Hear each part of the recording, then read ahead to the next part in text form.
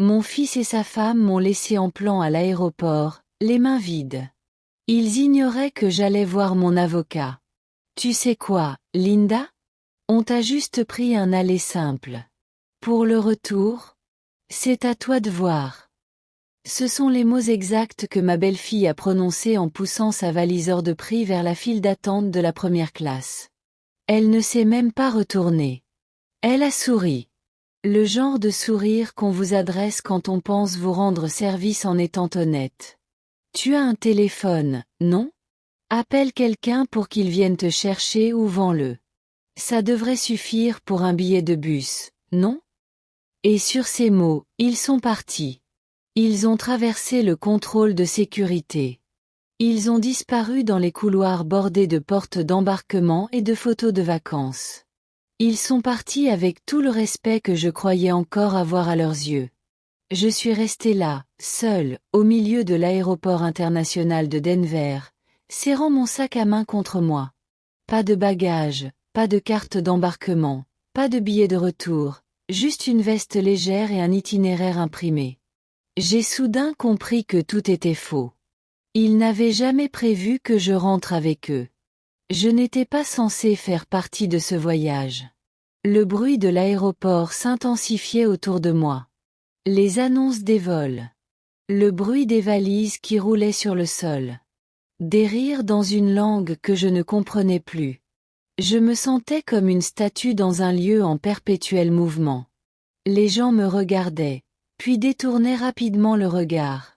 Une dame m'a adressé un sourire bienveillant qui s'est mué en pitié dès que ses yeux se sont posés sur l'espace vide où auraient dû se trouver mes bagages. J'ai voulu disparaître, et pendant un instant, je l'ai fait. Quelques heures plus tôt, je m'étais réveillée avec l'impression de vivre quelque chose de réel. Des vacances en famille, qu'ils appelaient un voyage de deuil après les funérailles. Mon mari, que son âme repose en paix, était décédé 2 mois auparavant. 42 ans de mariage. Nous l'avions enterré un lundi pluvieux. Il m'avait conseillé de quitter la maison, de prendre l'air et d'arrêter de pleurer tous les jours. Il disait que ce voyage me ferait du bien. Alors j'avais accepté. J'ai vendu le dernier collier de perles qu'il m'avait offert. J'ai utilisé l'argent pour payer les billets d'avion. C'est une affaire de groupe, m'ont-ils dit en souriant. Tout le monde met la main à la pâte, mais je n'ai jamais vu de reçu.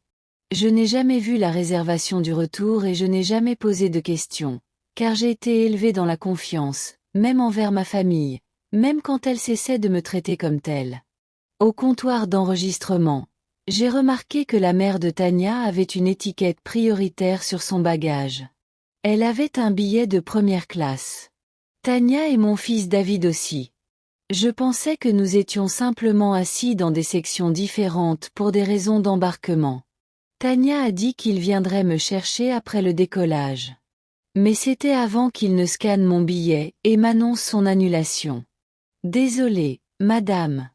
Il est indiqué ici qu'il n'y a pas de vol retour à votre nom, a dit l'employé, avec un air qui laissait entendre qu'elle ne voulait pas s'occuper de quelqu'un en pleurs. Je lui ai souri. Il doit y avoir une erreur. Mais quand je me suis retournée, ils étaient déjà partis. Je les ai suivis jusqu'à la file d'attente de la sécurité, mon dossier de documents de voyage toujours à la main.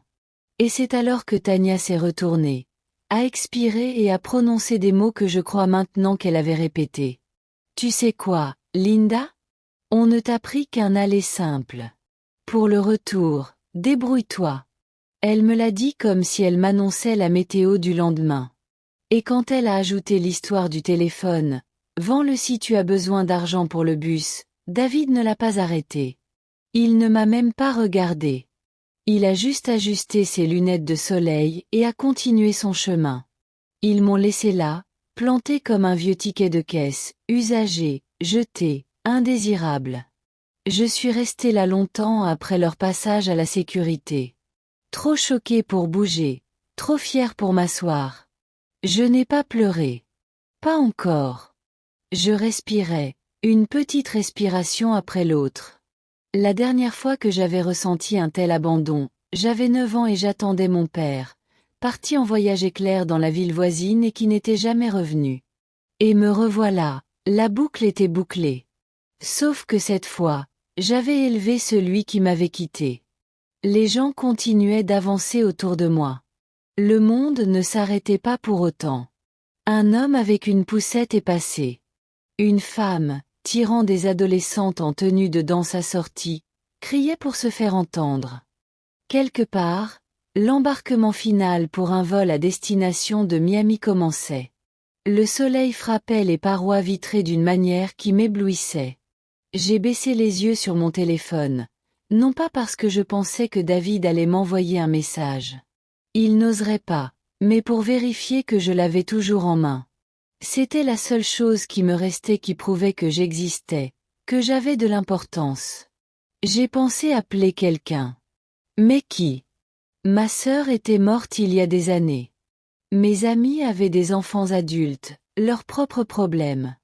Je n'allais appeler personne et avouer que ma propre famille m'avait abandonné à l'aéroport. Non, je ne leur infligerais pas ma honte. Au lieu de cela, j'ai pris une grande inspiration.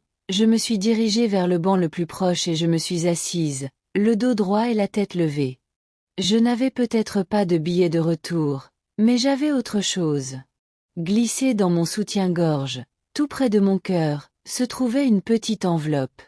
À l'intérieur, la carte de visite d'un avocat, un vieil ami de mon mari, quelqu'un que je n'avais pas vu depuis des années, mais qui disait toujours « Si jamais tu as besoin de quoi que ce soit, Linda, viens me voir ». Et maintenant, c'était vrai, car j'aurais pu tout perdre. Mais cela ne signifiait pas que je n'avais plus rien à faire. Le chagrin ne frappe pas à la porte. Il ne demande pas la permission. Il défonce la porte d'entrée et s'installe dans votre fauteuil préféré comme si c'était chez lui. C'est ce que j'ai ressenti quand Robert est décédé. Pas soudainement, mais totalement. Un instant, il était là, dans la cuisine, fredonnant faiblement et me demandant où j'avais mis la cannelle, et l'instant d'après, il était allongé dans le couloir, sa tasse de café encore chaude à la main. Un AVC, disait-il, un AVC important, irréversible, fatal. Nous étions mariés depuis 42 ans. 42 ans de routine quotidienne, de disputes apaisées par un pardon silencieux, de regards échangés à travers les pièces quand aucun mot n'était nécessaire. D'élever un fils, de perdre un enfant et de réessayer, de voir la vie se dessiner à travers les rides de l'autre. Il est mort un mardi. Il pleuvait ce matin-là. Pas le genre de pluie qui vous fait vous précipiter à l'intérieur, mais celle qui vous pénètre jusqu'aux os sans que vous vous en rendiez compte. Je me souviens d'être resté debout devant l'évier de la cuisine, des heures après son décès, à regarder les gouttes de pluie glisser sur la vitre comme si elles cherchaient leur chemin. Je n'ai pas bougé. Je n'ai pas pleuré. J'écoutais simplement le silence qui régnait, plus silencieux que jamais. Les jours suivants furent un tourbillon de plats mijotés et de cartes de condoléances. Des gens que je n'avais pas vus depuis des années apportaient des fleurs et des anecdotes, que j'étais trop anesthésiée pour entendre. Les obsèques furent courtes. Robert n'aimait pas être le centre de l'attention.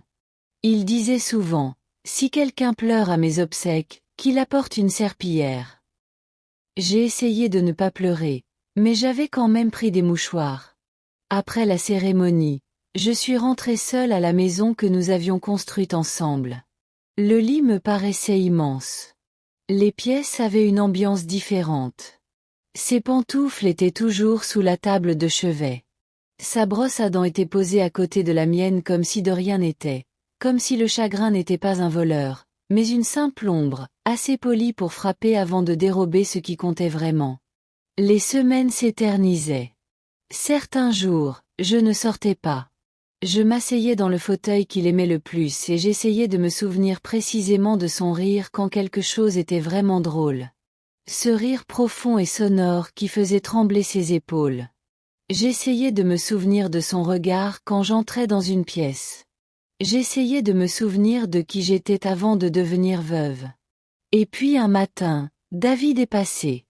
Il m'a serré dans ses bras rapidement, d'un air distrait, et m'a dit « Maman, je parlais avec Tania et on pense que ça te ferait du bien de t'éloigner un peu. » Partir, ai-je répété. Oui, juste un petit voyage, a-t-il dit. Pour te changer les idées. On pense emmener les enfants en Floride pour les vacances de printemps. Tu devrais venir. Ce serait sympa. Tania a hoché la tête à côté de lui. Toute cette gentillesse était apprise par cœur. Juste pour respirer un peu. Changer d'air. Tu ne penses pas que Robert voudrait ça pour toi? J'ai eu l'impression que quelqu'un avait ouvert une fenêtre. Je n'avais pas quitté le Colorado depuis plus de 5 ans. L'idée du sable entre mes orteils, du soleil sur mes épaules, de ne plus me réveiller dans le silence. Cela a réveillé quelque chose que je croyais disparu à jamais. Tu es sûr? Ai-je demandé. Bien sûr, a souri Tania. Tu fais partie de la famille. Famille. Je me suis accrochée à ce mot comme à une bouée de sauvetage.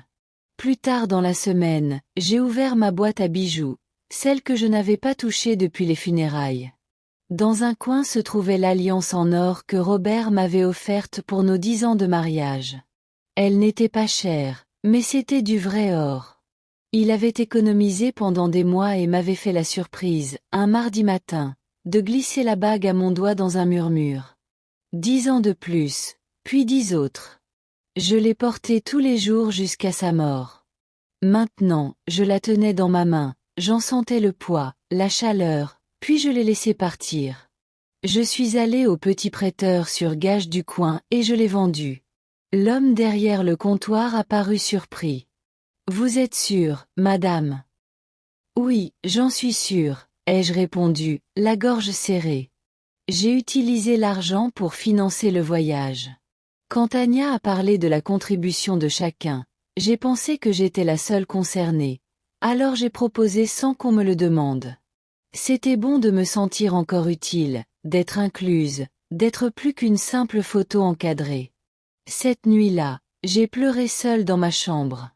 Pas seulement pour Robert, mais parce que, pour la première fois depuis des semaines, j'ai ressenti une lueur d'espoir. J'ai fait ma valise avec soin. J'ai glissé une petite photo encadrée de Robert dans la poche de mon bagage cabine. J'ai choisi mon pull le plus doux, celui qui, disait-il toujours, me donnait un air élégant. J'ai plié une serviette de plage que je n'avais pas utilisée depuis des années, et j'ai glissé un livre de poche que je comptais lire depuis des mois dans la poche avant. Avant de fermer le sac, j'ai mis un mouchoir en papier plié dans le compartiment supérieur, au cas où. J'ignorais qu'une fois arrivé à l'aéroport, tout aurait disparu. Le sac, la serviette, l'espoir. Que la femme que j'étais en faisant mes valises ne serait plus la même que celle qui se retrouverait seule à la porte C14. Que je n'avais pas été invitée par amour, par chagrin, ni même par pitié. J'avais été incluse par commodité, pour ce que je pouvais apporter, et non pour ce que j'étais. Je le comprends maintenant. Mais à l'époque, dans ces jours entre les funérailles et le vol, je croyais à l'histoire qu'on me racontait. Que je faisais encore partie de la famille, qu'on avait encore besoin de moi. Je me trompais. Il y a un silence particulier qui s'installe quand on réalise qu'on n'était pas prévu. Non pas qu'on soit oublié, car oublier signifierait que c'était un accident. Non, c'est différent. C'est réaliser que quelqu'un vous a regardé, a pensé à vous, et a quand même décidé que vous étiez jetable. C'est arrivé au comptoir de la compagnie aérienne. Madame, je suis désolé, dit poliment l'agent en tapant sur son clavier. Il n'y a pas de vol retour réservé à votre nom. Je clignai des yeux. Je suis avec la famille de mon fils, Carter. La réservation devrait être au nom de Carter. Elle vérifia à nouveau, cette fois en fronçant davantage les sourcils. Je vois bien un groupe Carter, mais les billets aller-retour ne sont que pour 6 passagers. Vous n'êtes pas sur la liste. Elle leva les yeux vers moi avec cette compassion apprise à la formation, celle qui signifie « Je suis désolé que votre vie s'écroule, mais j'ai encore une file d'attente derrière vous. » Je sentis mon souffle se bloquer dans ma gorge. Il doit y avoir une erreur. Nous pouvons vérifier s'il y a un vol retour disponible, proposa-t-elle. Mais il faudra l'acheter séparément. Je ne dis rien. Je me retournai lentement, observant le terminal animé, et aperçus David et Tania près d'un café, riant de quelque chose sur son téléphone. Je me suis approché, tenant toujours mon plan de voyage imprimé, les bords désormais humides de sueur. David, dis-je doucement. L'agent dit que je n'ai pas de billet retour. Peux-tu vérifier le tien? Il leva les yeux, son regard fuyant, un éclair de malaise traversant son visage avant d'être remplacé par un sourire forcé. Ah oui, c'est vrai, dit-il en se grattant la nuque. On s'est dit que tu aimerais peut-être rester un peu plus longtemps. Profiter du calme. Mon cœur s'arrêta. Quoi? Intervint Tania. Ne fais pas semblant. On t'a juste acheté un aller simple, Linda. Les vols sont chers, et puis, soyons honnêtes, tu as tout ton temps. Tu es à la retraite, non? Je croyais que c'était un aller-retour, dis-je d'une voix faible, presque enfantine. Tania haussa les épaules en buvant son café. Tu es adulte. Tu peux te débrouiller. Tu as ton téléphone. Il y a du Wi-Fi. Ou appelle quelqu'un. Ce sont des vacances, pas un événement caritatif. J'ai regardé mon fils, David. Il ne m'a pas regardé. C'était plus logique comme ça, maman. On s'est dit que ça te ferait du bien de rester quelques jours de plus. Peut-être même de voir des amis. Je n'avais pas prévu de vacances supplémentaires. Bon, dit Tania en regardant ses ongles, il y a des magasins. Je suis restée sans voix. Je suis restée plantée là, serrant ce plan de voyage inutile contre moi comme un bouclier. C'est alors que j'ai réalisé que je n'avais pas ma valise. Ils avaient enregistré leurs bagages ensemble au dépose-bagages. Tania avait refusé de prendre mon petit bagage cabine et m'avait dit « On s'en occupe, Linda. Détends-toi. » Il était probablement encore dans le coffre. Ils ne m'avaient pas seulement laissé sans vol-retour. Ils avaient aussi pris mes bagages. Où est mon sac? Ai-je fini par demander. David a regardé Tania. Elle l'a regardé en retour. Puis elle a dit, on l'enregistre avec les nôtres, mais on peut te le rendre plus tard si tu restes plus longtemps. Je suis restée figée, sous le choc. Alors, je n'ai pas de billet d'avion. Je n'ai pas mes affaires, et vous ne pensiez pas que j'avais besoin de le savoir avant d'arriver à l'aéroport. Tu exagères, dit Tania sèchement. Tu avais dit que tu voulais être des nôtres. Eh bien, c'est notre façon de faire, flexible, ajouta David. On ne voulait rien dire de mal. Tu es juste très émotive depuis la mort de papa, et on a pensé que ce serait plus simple. Plus simple pour qui? Demandai-je. Aucun des deux ne répondit. Au lieu de cela, Tania se baissa, ferma la fermeture éclair de son sac de marque et dit « On doit aller à la sécurité. Notre groupe d'embarquement est presque prêt. » Et c'était tout. Ils s'éloignèrent. Pas de câlin, pas d'excuses, pas la moindre reconnaissance que j'avais été reléguée au second plan, sans billet. Je restais là, plantée là, tandis qu'ils se dirigeaient vers la file d'attente. Les talons de Tania claquaient avec assurance. David ne portait que son bagage cabine et affichait une mine décomplexée. Un instant, j'ai eu l'impression de sombrer, comme si le sol se dérobait sous mes pieds, et que j'étais lentement aspirée par cette solitude dont personne ne parle jamais, celle qui ne naît pas de la solitude elle-même, mais du rejet par ceux-là même qui devraient vous aimer le plus. Une femme poussant une poussette m'a frôlée et s'est excusée. J'ai hoché la tête, incapable de parler. Mes mains tremblaient tandis que je m'écartais du flot de voyageurs pour m'asseoir sur un banc, adossé au mur. Je n'ai pas pleuré.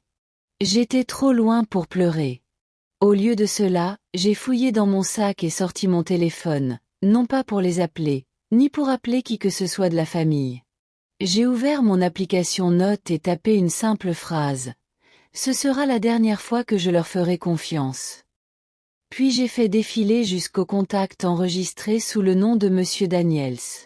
Robert nous avait présenté lorsqu'il travaillait encore.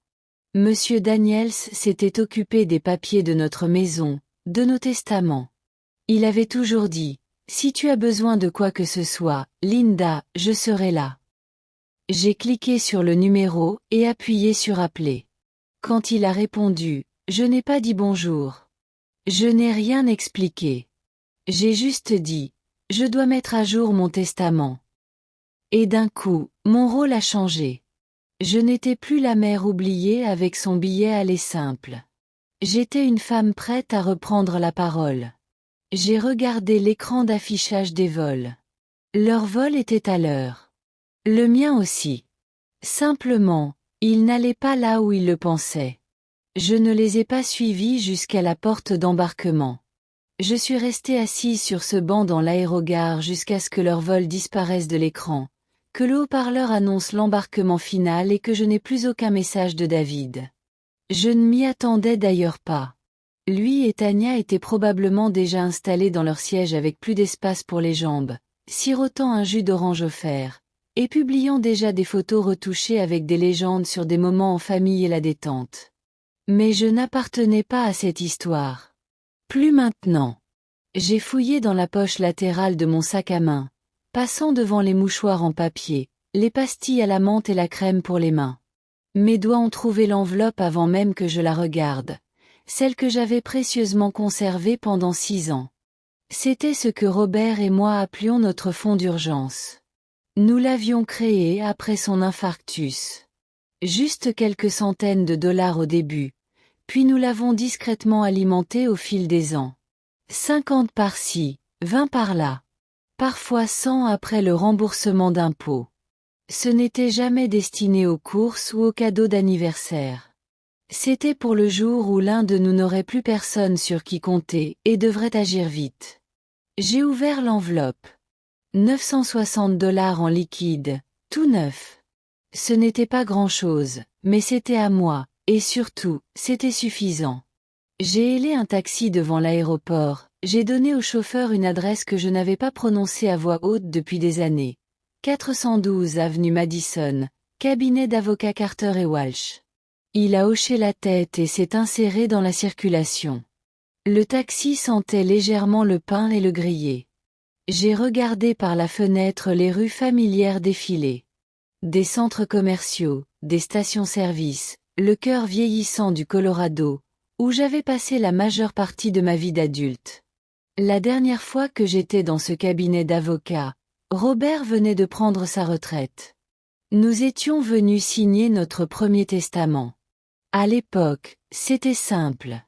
Nous nous sommes tout raconté, puis à David. Nous étions si sûrs de notre projet, si sûrs de notre fils. À présent, je n'étais sûre de rien, si ce n'est que le nom sur ce papier ne méritait plus ce qu'il promettait.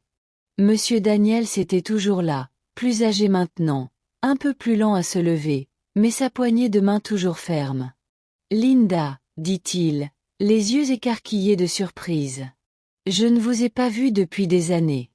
J'ai été désolée d'apprendre pour Robert. Merci, dis-je en m'asseyant avec précaution. Je suis ici parce que je dois modifier mon testament. Il haussa un sourcil. Très bien. Quelque chose de précis.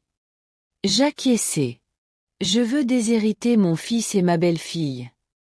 Il marqua une pause. Vous êtes sûr? J'en suis sûr. Il ne demanda pas pourquoi. Monsieur Daniels connaissait suffisamment bien Robert pour savoir que je ne prenais pas de décision à la légère.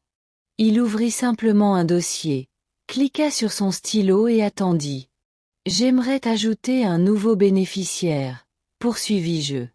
Une association qui aide les personnes âgées maltraitées par leur famille.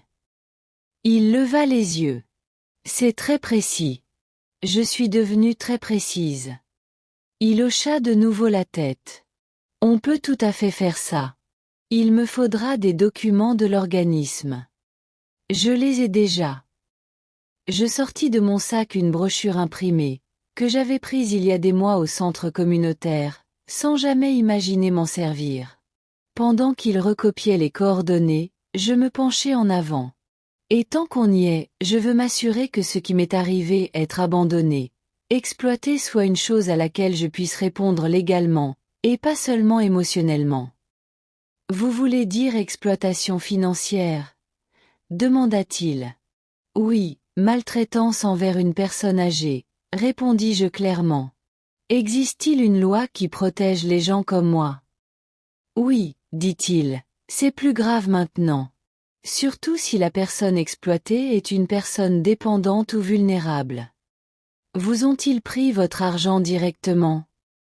Non, je l'ai donné librement, dis-je d'une voix calme, mais sous de faux prétextes. Ils m'ont fait croire que je faisais partie de quelque chose dont je ne faisais pas partie. Il hocha lentement la tête. On peut examiner cela.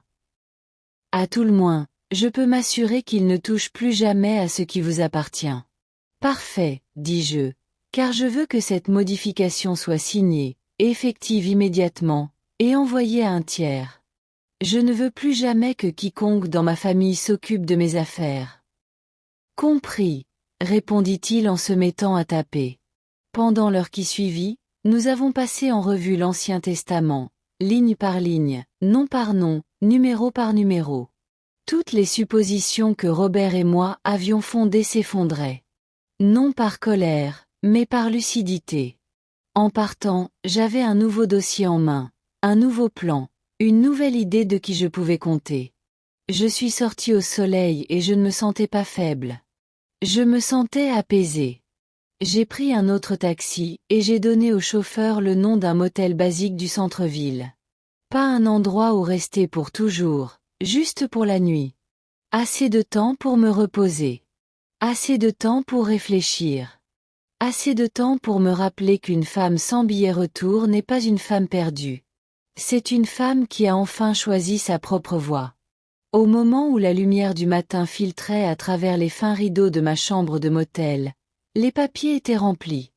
C'était officiel. Mon fils et ma belle-fille n'étaient plus inclus dans mon testament.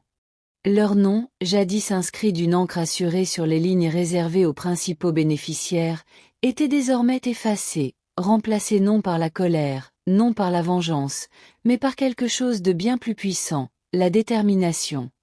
Je n'ai pas agi sous le coup de la colère. J'ai pris cette décision lentement, avec soin, avec réflexion, car certains choix ne se font pas dans la tempête. Ils se font dans le calme.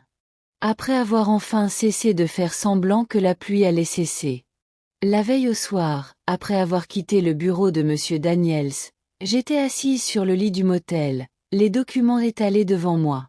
Des pages et des pages de chiffres, de règles, de signatures.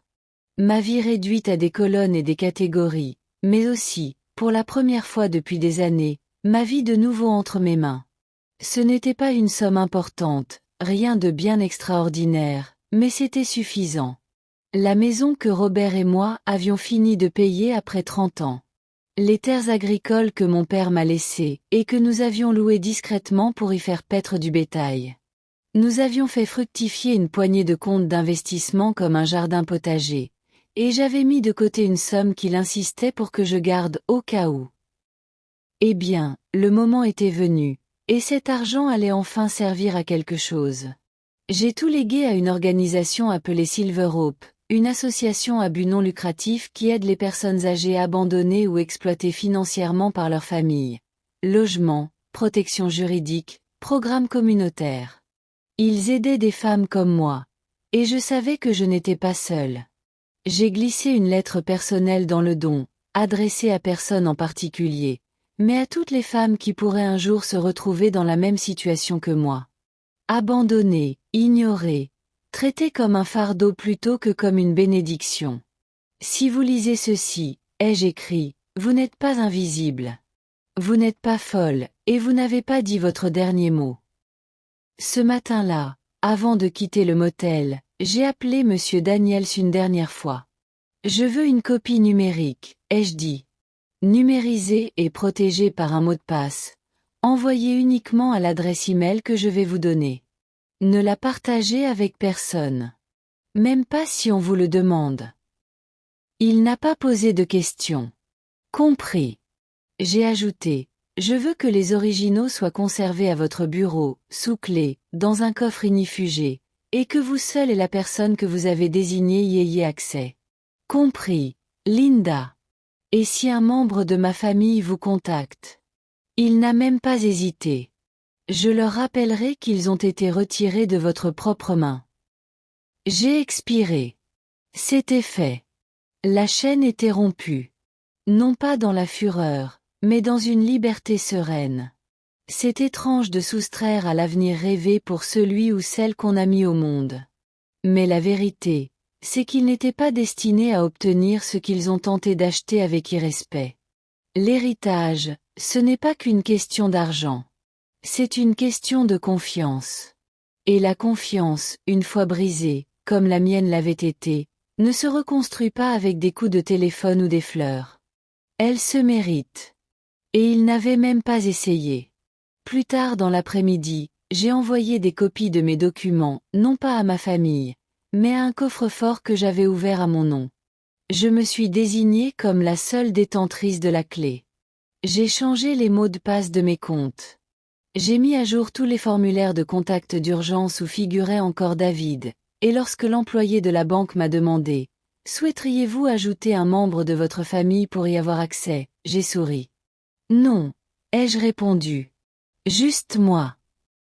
Juste moi. » Ces deux mots avaient autrefois sonné comme un cri de solitude, mais maintenant, ils évoquaient la survie, la force, un nouveau départ, non pas en tant que mère, veuve ou figurante, mais en tant que femme reprenant le contrôle de son histoire, celle qu'elle avait encore le droit d'écrire. En retournant au motel chercher mon sac, je suis passée devant un petit parc où des enfants grimpaient sur les jeux, criant de joie. Je me suis assise un instant sur un banc, j'ai laissé le soleil caresser mon visage et je me suis souvenue d'une phrase que Robert disait souvent. Tout ce que tu sèmes ne pousse pas, mais ce qui pousse t'appartient. C'est ton héritage. J'en avais assez semé. Il était temps de faire pousser quelque chose de nouveau. Je suis retournée une dernière fois, non pas pour faire un scandale, non pas pour prononcer un discours, non pas pour dire au revoir, juste pour reprendre ce qui m'appartenait. J'avais réservé le camion de déménagement pour un mardi matin en milieu de semaine, sachant que David et Tania seraient au travail. Je ne voulais pas les voir. Je ne voulais plus de faux-semblants, plus d'excuses superficielles et tardives. Je voulais la paix. Je voulais le silence. La maison me paraissait plus petite à mon retour. Ou peut-être que je m'y sentais tout simplement à l'étroit.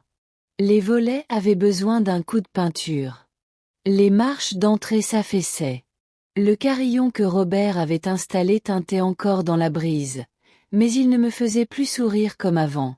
Plus rien ne me faisait sourire dans cette maison. Je suis entrée avec la clé de secours, toujours cachée dans la jardinière, exactement là où nous l'avions laissée pour les urgences. Et cette fois, je me suis dit, c'était une bonne raison. Les déménageurs étaient rapides et aimables. Je les avais engagés moi-même, dans une ville à 2 comtés de là. Je ne voulais pas de commérage, pas de chuchotement de province. Je ne prendrai que quelques affaires, leur ai-je dit. Un fauteuil, le préféré de Robert, celui qui avait épousé la forme de son dos après des décennies de lecture, une boîte de livres, notre album de mariage, sa casquette de marin, la courte pointe de ma mère, rien d'autre. Pas les meubles que nous avions achetés ensemble, pas la vaisselle qui avait jadis accueilli le dîner du dimanche, pas le matelas que nous avions changé après 30 ans parce qu'il disait que je méritais mieux, juste les objets qui me semblaient encore authentiques. J'ai parcouru lentement les pièces. La cuisine où j'avais préparé tous les gâteaux d'anniversaire. Le salon où nous avions dansé pour notre anniversaire. Juste nous deux, pieds nus et un peu éméchés. Le couloir où Robert était tombé ce jour-là. Son café encore chaud à la main. Je n'ai pas pleuré. J'avais assez pleuré. J'ai laissé les clés dans une enveloppe scellée sur le comptoir de la cuisine, accompagnée d'un petit mot. Ne m'appelez pas. Ne me demandez rien. Je suis exactement là où je veux être. Et puis je suis partie. Le trajet jusqu'à notre nouvelle résidence a duré moins de 2 heures, mais j'ai eu l'impression de basculer dans une autre vie. L'enseigne indiquait Maple Gardens, résidence pour seniors autonomes et dignes. J'y étais déjà allé discrètement avec Robert. Il voulait s'assurer que nous avions le choix, même si je lui avais dit que je ne quitterais jamais notre maison. Peut-être un jour, avait-il dit en souriant, s'ils ont du bon pudding. Maple Gardens offrait bien plus que du pudding. La lumière du soleil y pénétrait par de larges fenêtres, les couloirs sentaient le citron et non l'odeur des produits d'entretien d'hôpital. Une douce musique jazz résonnait dans la salle commune, et les gens levaient les yeux quand on entrait, non pas pour nous ignorer, mais pour nous regarder. Bienvenue, Madame Carter, dit la réceptionniste en souriant. Nous vous attendions. C'était la première fois depuis des mois que j'entendais quelqu'un prononcer mon nom avec autant d'importance. On m'a conduite à un appartement d'angle avec vue sur la cour. Mes cartons étaient déjà là. Ma chaise avait été placée près de la fenêtre. Sur la table, un panier de bienvenue contenait de la confiture, des biscuits et un mot écrit à la main par la directrice. Merci de nous avoir aidés à rendre cet endroit possible. Il est désormais aussi le vôtre. Car ce qu'ils ignoraient, ce que David et Tanya ne sauraient jamais, c'est que Maple Gardens avait été financé en partie grâce aux dons que j'avais faits par l'intermédiaire de Silver Hope. Mon argent n'était pas un simple transfert de biens. C'était une révolution discrète. Je m'étais construit une place dans le monde où je ne serais plus jamais oublié, où je n'étais ni un fardeau, ni une vieille chose, juste Linda. Les jours suivants, je me suis installé. J'ai rejoint le club de lecture de l'après-midi. J'ai rencontré une institutrice retraitée nommée Margaret, qui m'a fait tellement rire que j'ai renversé du café sur ma chemise. J'ai commencé à suivre un cours d'aquarelle le jeudi. Je me suis même inscrite pour animer un atelier d'écriture de lettres, une activité que j'avais pratiquée avec Robert tous les dimanches pendant des années. Le meilleur, c'est qu'à 17 heures, quelqu'un venait toujours frapper à la porte pour annoncer que le dîner était prêt. Non pas parce qu'il voulait quelque chose, mais simplement parce qu'il voulait que je sois là. Une place m'attendait. Et pour la première fois depuis longtemps, je m'asseyais sans hésiter. Je ne gênais pas. Je n'étais pas tolérée. J'étais accueillie. La maison que j'avais quittée n'était plus mon foyer. Car un foyer n'est pas un lieu d'entreposage. C'est un lieu où l'on est désiré. Et j'étais enfin chez moi. 6 mois. 6 mois de silence, 6 mois de paix, 6 mois de café matinal dans la véranda ensoleillée de Maple Gardens, à apprendre à peindre des oiseaux à l'aquarelle, à entendre mon nom prononcé avec douceur, sans jamais soupirer. 6 mois sans me retourner, et puis le jour J arriva, celui que j'avais marqué en rouge sur mon calendrier personnel, celui discrètement épinglé à l'intérieur de la porte de mon placard. Notification envoyée. Ce matin-là, Monsieur Daniels m'envoya un courriel d'une seule phrase.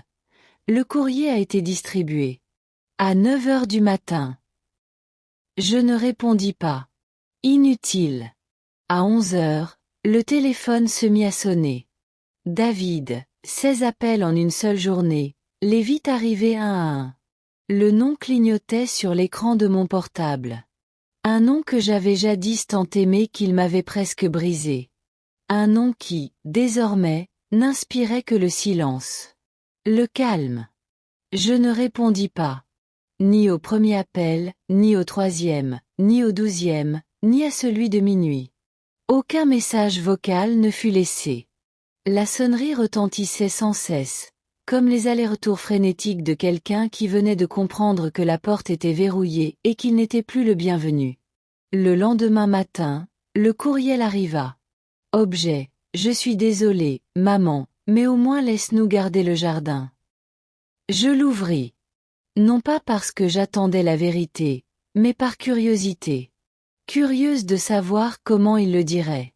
Curieuse de savoir s'il comprendrait seulement ce qui avait été perdu. De David Carter à Linda Carter. Objet, je suis désolé, maman, mais au moins laisse-nous garder le jardin. Maman, je ne sais pas quoi dire. Tanya et moi avons reçu la lettre de l'avocat ce matin, et je ne sais même pas par où commencer. On ne pensait pas que tu irais jusqu'au bout. Écoute, on s'est peut-être trompé. On n'a peut-être pas bien géré la situation à l'aéroport. On n'a peut-être pas compris à quel point tu étais blessé. Tania dit que ce n'était pas censé être perçu comme un abandon.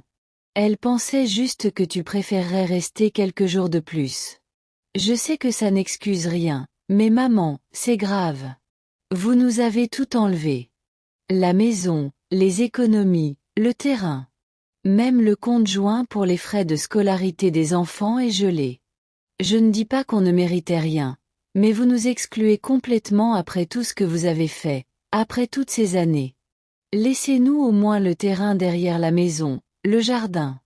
Vous savez, les enfants ont participé aux plantations. Ça a une valeur sentimentale. On n'est pas parfait, mais on est votre famille. On peut parler? Juste un coup de fil. 5 minutes. David. J'ai lu la phrase une fois, puis une deuxième, et j'ai fermé l'ordinateur et me suis assise, laissant les mots faire leur chemin. On ne pensait pas que vous iriez jusqu'au bout. Cette phrase à elle seule m'a tout dit. Il pensait que j'étais trop vieille, trop faible, trop désespérée pour être incluse. Il pensait que je me plaindrais sans jamais agir, que je pleurerais sans jamais partir. Ils ont pris ma gentillesse pour de la faiblesse. Et maintenant, ils étaient choqués que la femme qui, un jour, cousait les boutons de leur manteau ait le courage de les exclure de l'histoire. Mais je l'avais fait et je ne reviendrai pas sur ma décision, car ils ne m'avaient pas seulement abandonné à l'aéroport. Ils m'avaient laissé tomber bien avant, de toutes les manières qui comptaient. Ils avaient préféré le confort à l'attention, la facilité à l'amour, la performance à la présence. Et maintenant, ils voulaient le terrain pour le jardin.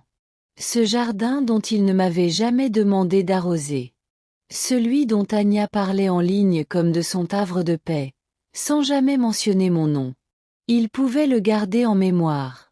Pas en propriété, car il ne leur appartenait plus. Il était désormais sous la responsabilité de Silver Hope, dont la directrice régionale avait déjà visité les lieux et proposé d'y créer un programme de jardinage thérapeutique pour les femmes âgées souffrant de troubles de la mémoire. Mon terrain, mon choix, mon héritage. À Maple Gardens, nous avions une petite bibliothèque. Cet après-midi-là, j'y suis allée et j'ai pris un recueil de poésie. Je ne le lisais même pas. J'avais juste besoin de sentir le poids de quelque chose d'authentique entre mes mains.